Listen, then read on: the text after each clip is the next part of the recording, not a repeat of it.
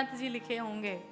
आपसे भी एक बात बताएं, घर में बच्चे हैं ना, घर में परिवार का कोई भी सदस्य हो, उसे एक बार समझाइए, 2 बार समझाइए, 3 बार समझाइए, और 3 के बाद भी अगर ना समझे तो खुद को समझा लीजिए। आप भी कहिए अब वही होगा जो भगवान ने लिख दिया होगा, जाओ। बाबा ने भी यही किया। इतना सुंदर संबंध था माँ भवानी भगवान शंकर के मध्य में, इतना प्रेम था, लेकिन एक झूठ ने उस प्रेम को समाप्त कर दिया। जीवन में एक बात समझिएगा, किसी से अगर संबंध जोड़िए, किसी से अगर प्रेम जोड़िए, किसी से अगर नाता जोड़िए, तो उन संबंधों के बीच में झूठ कतई नहीं होना चाहिए। झूठ बिल्कुल नहीं होना चाहिए। जो है वो समक्ष है, जो है वो सामने है। अच्छा, अगर विश्वास नहीं है तो एक उदाहरण ले लीजिए, दूध का और पानी का। दूध आप भी पीते हैं ना दूध, तो जब उस दूध में जो भी ग्वालिये रहते हैं, अगर वो थोड़ा सा पानी मिला देते हैं जब, तो दूध पानी से कहता है, मित्र तुमने मेरे लिए अपने अस्तित्व को समाप्त कर दिया। मैं तुम्हें वचन देता हूं कि मैं तुम्हें अपना स्वरूप दूंगा, अपना मोल दूंगा, सब कुछ अपना दूंगा, चिंता न करना। अब ये बताइए, क्या दूध का अलग पैसा होता है, पानी का अलग होता है? बिकता तो एक ही भाव में है, चाहे जितना पानी पड़ जाए, दोनों को एक भाव में बेच दिया जाता है। दूध ने पानी को अपना रंग दिया, अपना रूप दिया, अपना स्वरूप दिया, अपने मोल बिकवा तक दिया।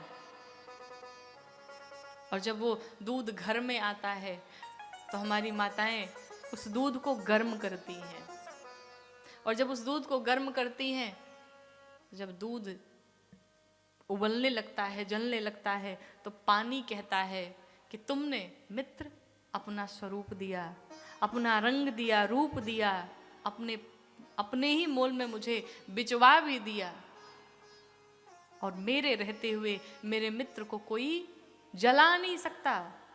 फिर पानी पहले जलने लगता है। आप देखे होंगे पहले पानी ही जलता है, तो पानी जलने लगता है, दूध से कहता है मेरे रहते हुए तुझे कोई जला नहीं सकता, पहले मैं जलूंगा, पहले मैं समाप्त होऊंगा, फिर मेरे मित्र तक कोई बात आएगी। पानी जल के समाप्त होने लगता है, और जब पानी जलने लगता है तो दूध पानी से कहता है, मित्र तुमने मेरे लिए अपने जीवन को समाप्त करने का निर्णय ले लिया, अब मेरे रहते हुए मेरे मित्र को कोई जला दे ये मैं होने नहीं दूंगा, और जो अग्नि तुम्हें जला रही मैं उस अग्नि को ही समाप्त कर डालूंगा। दूध उबल करके बर्तन से बाहर, पात्र से बाहर आकर के उस अग्नि को समाप्त करता है जो अग्नि उस पानी को जला रही होती, और उबल करके उस अग्नि को समाप्त कर देता है। दूध और पानी की ये अद्भुत मित्रता है। लेकिन विचार करिए, अगर उस दूध और पानी में खटाई डाल दिया जाए, कुछ खट्टी चीज डाल दी जाए, फिर दोनों अलग अलग, पानी अलग, दूध अलग। फिर दुनिया की कोई शक्ति नहीं है जो दूध और पानी को एक कर दे। अर्थात संबंध भी ऐसे ही होते हैं, जिस संबंध में इतना प्रेम है, अगाध प्रेम है, उस प्रेम में अगर झूठ रूपी खटाई पड़ जाए तो प्रेम सदैव सदैव के लिए समाप्त हो जाता है। मां सती ने भी ऐसा ही किया। मां ने झूठ तो नहीं बोला, बोलना नहीं चाहा, लेकिन उस माया ने झूठ बुलवा दिया मां से। बाबा ने कहा, देवी न जाओ, मान जाओ मेरी बात, वहां जाने से आपका कल्याण नहीं होगा।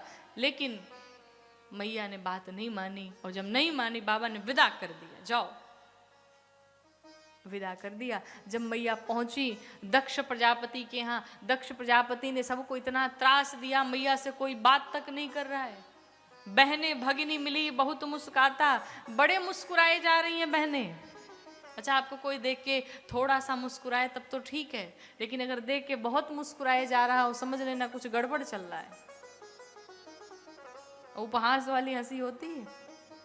मां सती जब पहुंची तो गोस्वामी जी लिखते हैं, भगिनी मिली बहुत मुस्कुराता, बहुत मुस्कुरा रही हैं। क्यों? तुम अपने पति के साथ नहीं आई, बिन बुलाए चली आई, किसने बुलाया तुम्हें? लेकिन माँ तो माँ होती है। मैया आकर के सती मैया को हृदय से लगाती हैं, लाड दुलार करती हैं। माँ सती ने कहा, माँ मुझे यज्ञ का दर्शन करना है। जब यज्ञ भूमि में पहुंची, चारों तरफ देखा, परिक्रमा करना प्रारंभ किया, तो सबका भाग रखा हुआ था सिवाय भगवान शंकर के। भगवान शंकर का कहीं भाग ही नहीं। अब माँ तो पहले से दुखित थी, क्रोधित थी, और क्रोध डपट पड़ी माँ की, बड़ी क्रोधित हुई। कहा, मेरे पति का इतना अपमान, मेरे पति सिर्फ मेरे पति नहीं, जगत के पिता हैं, और जगत के पिता का इतना बड़ा अपमान दक्ष ने किया। इस शरीर को हमने दक्ष के शुक्र से प्राप्त किया है, और इस शरीर को मैं अभी के अभी समाप्त कर डालूंगी। लेकिन यहाँ जितने लोग बैठे हैं, देवी देवता नरनाग किन्नर जितने भी लोग बैठे हैं, उन सबको उचित दंड मिलेगा। और माँ ने इतना कह करके दाहिने अंगुष्ठ से योगाग्नि प्रज्वलित करके स्वयं को भस्म कर डाला। जैसे ही भस्म किया, माँ के साथ 2 रुद्रगण जो आए थे, उन गणों ने सबको त्रास देना प्रारंभ किया। नारद जी ने जाकर के भगवान शंकर से कह दिया, सती मैया ने दाह कर लिया, दाह अपना शरीर, अपने शरीर का त्याग कर दिया। बाबा को क्रोध आया, जटाओं को निकाला, एक जटा पटकी, वीरभद्र को प्रकट कर दिया, वीरभद्र को कुपित करके भेजा। वीरभद्र आए, पूषा नाम के साधु थे, दाढ़ी नोच करके समाप्त कर डाला। जितने लोग वहां उपस्थित थे सबको समाप्त कर डाला। अंत में दक्ष प्रजापति के पास पहुंच करके वीरभद्र ने धड़ को पकड़ा और सर को हिलाते हुए 5 बार हिला करके और धड़ से सिर को अलग करके यज्ञ में आहुति दे डाली। दक्ष का सिर समाप्त हो गया। अंत में ब्रह्मा विष्णु महेश तीनों आए, यज्ञ की रक्षा किए। इससे सीख क्या मिलती है? कहा, कोई भी धार्मिक अनुष्ठान, कोई भी आयोजन अगर आप किसी को नीचा दिखाने के लिए करते हैं, किसी को अपमानित करने के लिए करते हैं, तो वो आपका आयोजन कभी सफल नहीं होता।